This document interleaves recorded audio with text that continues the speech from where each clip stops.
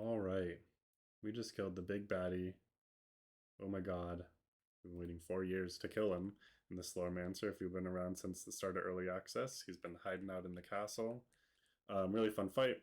Definitely recommend. I might put some footage from it at the end of the video if you want to see it, but if you don't want to be spoiled for it. It's a very beatable fight, I would say. It's cool that it's like an uber boss for the game. You have to go through the whole end game and kill Adam Nostress and everything to get to, but it's not like an unreasonable fight to beat. I think that if you know what you're doing, you've got a solid build. You can kill Ohm Agad, which is cool. Really fun fight.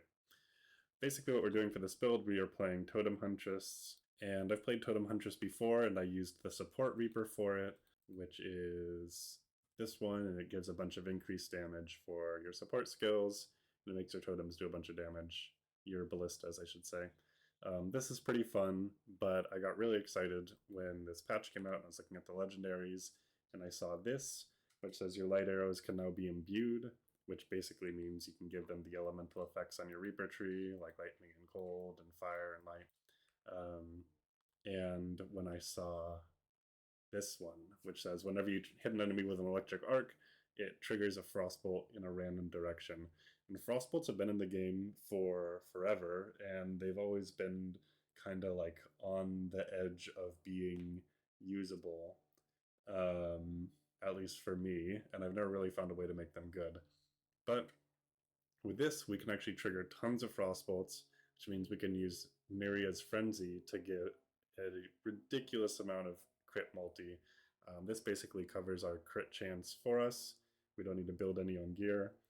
And I've seen my stacks of this hit like 170 or 200 stacks, which times 30, right, for your crit multi is just an insane amount of crit multi. So this is where most of our damage comes from, actually. You can see we have 0 armor, 0 evasion. We have a little bit of life, but not that much. Or sorry, 0 Ellie res. We have about 90% evasion at Wrath 10, and we have this helm, which means that we have 90% chance to evade dying as well, which makes us feel super tanky.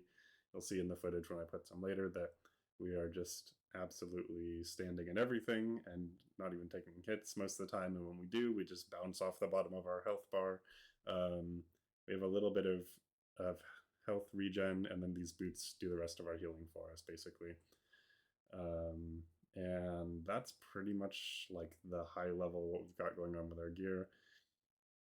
Now, we are playing a Delighted build on the Huntress. If you're not familiar, Huntress has this Serenity mechanic where you basically either want to be Tormented, which means that you are alternating skills all the time and you get buffs from that, or you want to be Delighted, which means that that you are only pressing one button all the time. And we're trying to be Delighted, even though allegedly the Architect of Death's mechanic is being Tormented. We're going to be Delighted because that gives our turrets a huge amount of cooldown reduction. It's 12 stacks times 7, so you know whatever that is, it's like 80% cooldown reduction for our turrets. This gives us some evasion. This gives us a little bit of leech because we do actually use our primary and secondary skills, even though we're just going to hold down spacebar the whole time. I'll show you how. Light arrows pierce. Here's some LE damage. All of our damage is LE damage. We're not doing almost any skill damage. Max life for each totem. Totem increased effect. Fire rate of ballistas. Pretty straightforward. This, you can pretty much do whatever you want. I'm literally just using it for the evasion multiplier. You can put the other nodes wherever you want. I'm sure there's other things that are good too, but I just have it forking a bunch. And then for Rain of Arrows, I just like the pole, but mostly we're using it for this, which gives us another 50% CDR, right? So I was trying to get out as many ballistas as we can. I think I usually have around 20 if I'm like in a forge or something and I'm just holding down spacebar. So how do we use our other skills if we're going to stay delighted all the time, right? Because we can't be clicking on them, that's for sure. That would be ridiculous. So we use the, after you've cast support skills, effect rune. You can see I don't even have these maxed out. I think if with both of these maxed out, this is like every 2 support skills. And this has a really low constraint, so it's really easy to get it out. And we're summoning a prime totem, which casts arrow shot in a circle.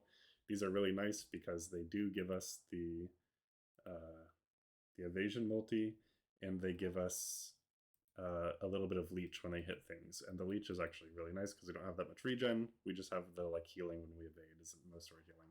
This gives us a little bit too. I kind of want to get rid of these though. I think there's better legendary effects we can get once we're nether crafting. And then basically here, like, we're just making it ice imbued. We're buffing up our frost bolts for this huge multiplier. If you don't know, frost bolts also deal 100% increased damage to enemies affected by chill or frozen, which they all always are. And then we're going to take this so that we can trigger frost bolts with our lightning arcs. It's pretty straightforward. And our Reaper is Slasha. So basically this covers our ice res for us.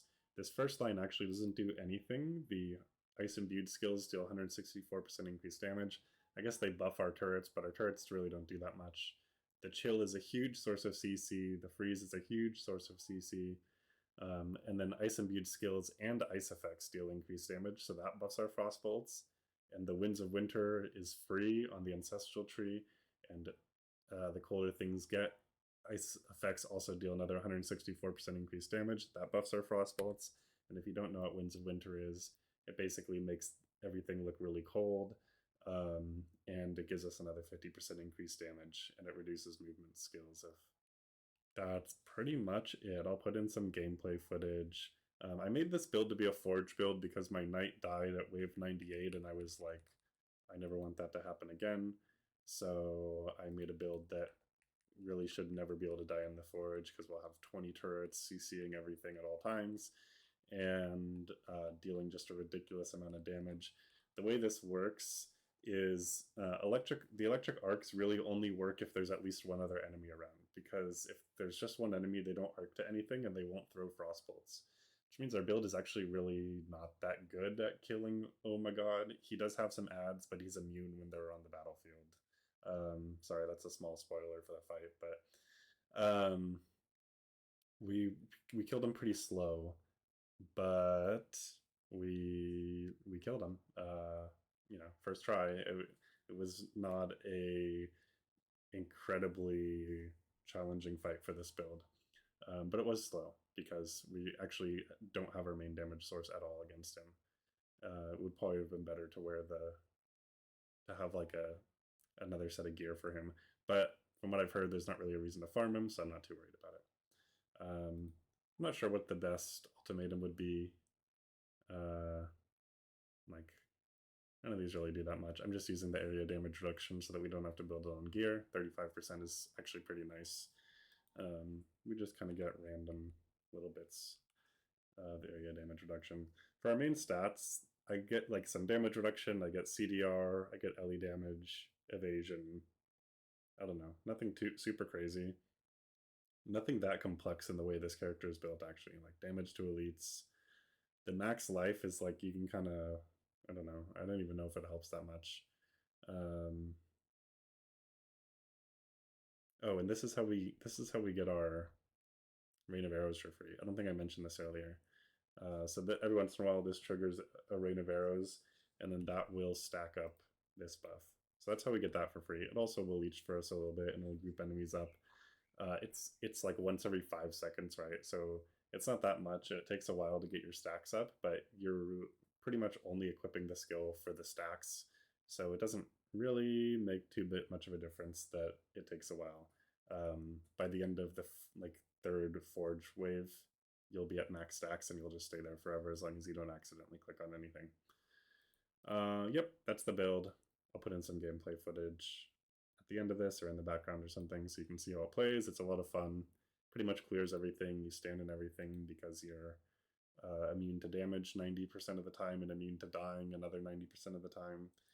And you just like blast and you're a happy little Huntress. It's a good time.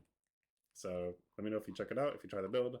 Hope you like it if you do, or put whatever you're playing down below in the comments as well. Oh, and I'll have a build planner linked in the description too if you want to check it out there. Yep. See you guys later. Bye.